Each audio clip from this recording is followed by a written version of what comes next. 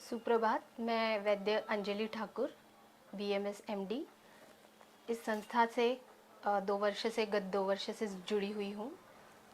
यहाँ पे पंचगव्य चिकित्सक के रूप में मैं कार्यरत हूँ। आज मैं आपको प्रमुख रूप से गोमूत्र तथा पंचगव्य से बनी हुई औषधियों के बारे में विक्षेप में बताऊंगी। पंचगव्य औषधियों के कोई साइड इफ़ेक्ट्स होते नहीं हैं, परंतु यदि वैद्य के सलाह अनुसार लिया जाए तो इसके परिणाम उत्तम मिलेंगे। गोमूत्र अर्क, ये विशेषतः गोमूत्र से बना हुआ औषध है। गोमूत्र को डिस्टिलेट करके बनाया गया है इसे। इसका प्रमुख इंडिकेशन है, गोमूत्र अर्क यह रोग प्रतिरोधक शक्ति बढ़ाने में सहायक होता है। एलर्जिक राइनाइटिस जैसे बार बार छींके आना, दमे की शिकायत, कैंसर के रुग्णों में यह बहुत सहायक होता है। एड्स जैसे बीमारी में ये सहायक होता है।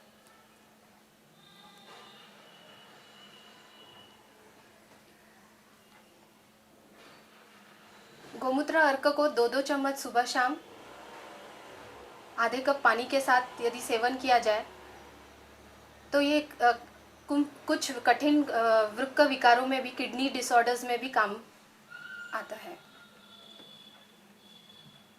गोमूत्रासव, ये गोमूत्र और गुड़ इससे बना हुआ होता है। गोमूत्र को फर्मेंट किया जाता है। ये विशेषतः श्वास व्याधि में यानी अस्थमा, खांसी, वात व्याधियों में जैसे जोड़ों का दर्द हो गया, इन सब में बहुत ही उपयोगी है। इसे भी 2-2 चम्मच सुबह शाम भोजन के पश्चात सेवन करने से इन व्याधियों में अत्यंत लाभ होता है। ये त्वचा रोग में भी बहुत उपयोगी है। अष्टमंगल घृत,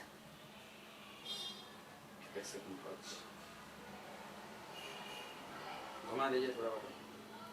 अष्टमंगल कैसे? अष्टमंगल घृत ये विशेषतः गाय के घी से बना हुआ औषध है। इसमें अन्य 8 औषधियाँ पड़ी होती हैं जो मस्तिष्क के कार्य करने में बहुत सहायक होती हैं, जैसे बुद्धिमांद्य हो गया, स्मृति नाश हो गया। बच्चों को खासकर कंसंट्रेशन की तकलीफ होती है, उन बच्चों में ये विशेषतः प्रयोग किया जाता है।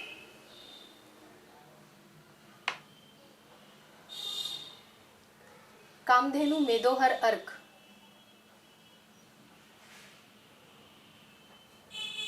मेदोहर अर्क, इसमें गोमूत्र तथा केसर होता है।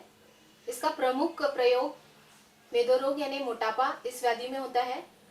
जिन लोगों को हाई कोलेस्ट्रॉल लेवल होता है उनमें भी यह अत्यधिक प्रयोग में आता है। इसका सेवन 2-2 चम्मच सुबह शाम भोजन के पूर्व आधा कप पानी के साथ होता है। तकरारिष्ट। बिना उसका नाम पूरा दिखाई। ओके, बोलिए। तकरारिष्ट एक गाय के दही के छाछ से बना हुआ एक औषध है जो कि स्प्रू यानी ग्रहणी या जिसे हम कह सकते हैं इरिटेबल बोवल सिंड्रोम, इस व्याधि में इस अत्यंत लाभदायक होता है। खास करके उन रुग्णों में जो जिन्हें भूख नहीं लगती है, पेट साफ नहीं होता है या अत्यधिक रेचन होता है भोजन के पश्चात, इन रुग्णों में ये अत्यधिक लाभदायक है। 2-2 चम्मच दिन में 2 बार खाने के बाद।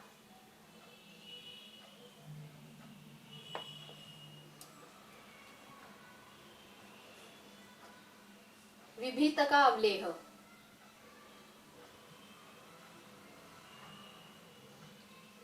विभीतका अवलेह ये एक रसायन ही माना गया है। इसमें विभीतक नाम का एक त्रिफला में से एक द्रव्य होता है। साथ में इसमें गाय का घी आदि औषधियां होती हैं जो श्वासवाह संस्थान यानी रेस्पिरेटरी सिस्टम पर कार्यरत होते हैं। दमा, खांसी, बार बार छींके आना, सर्दी होना, इन सब व्याधियों में यह अत्यंत लाभदायक होता है। इसे रुग्णानुसार और वैद्यों के सलाह अनुसार 1-1 चम्मच सुबह शाम खाने के साथ प्रयोग किया जाता है। कुष्मांड अवलेह।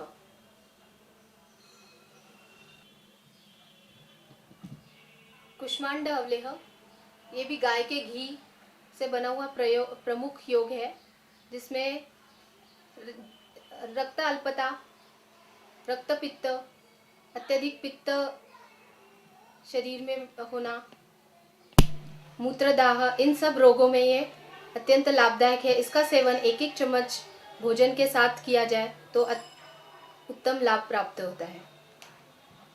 पंचगव्य घृत।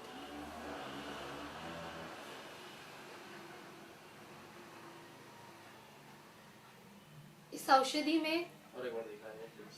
मैडम आप दिखाते दिखाते ना बोल भी सकते हैं। अच्छा, दिखाते दिखाते बोलते भी रहिए। पंचगव्य घृत। इस औषधि में पंचगव्य अर्थात गाय का दूध, दही, गोमूत्र, गोबर तथा गोतक्र, ये 5 औषधियों से बना हुआ औषध है। इसे आयुर्वेद में सबसे प्रथमतः अपस्मार इस व्याधि के लिए बताया गया। अपस्मार यानी मिर्गी के दौरे जो कॉमनली कहते हैं, एपिलेप्सी, इस रोग में इसका प्रमुख उपयोग कहा गया है। इस औषध का सेवन 1-1 चम्मच सुबह शाम रोगी के रोगानुसार तथा उसके उम्र के अनुसार किया जाता है। पंचगव्य घृत का प्रयोग नाक में औषध डालने के रूप में भी किया जाता है, खास करके जिन्हें सिर दर्द, असमय सिर दर्द की शिकायत होती है।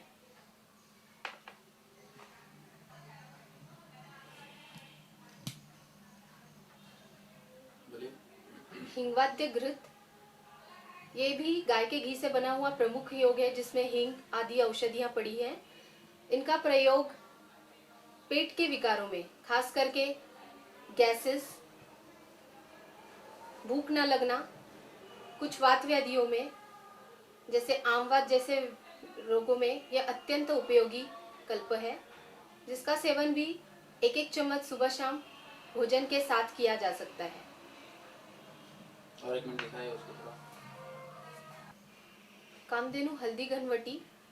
इसमें गोमूत्र क्षार तथा हल्दी का प्रयोग किया गया है। यह औषध कास यानी खांसी, दमे की शिकायत, उच्च रक्तचाप, डायबिटीज यानी मधुमेह, पेट के विकारों में अत्यंत लाभदायक है। घुमा दो। हल्दी घनवटी ये वैद्यों के सलाह अनुसार तथा रोगी की अवस्था और उसके उम्र के अनुसार 1 या 2 गोली सुबह शाम भोजन के बाद सेवन करना चाहिए।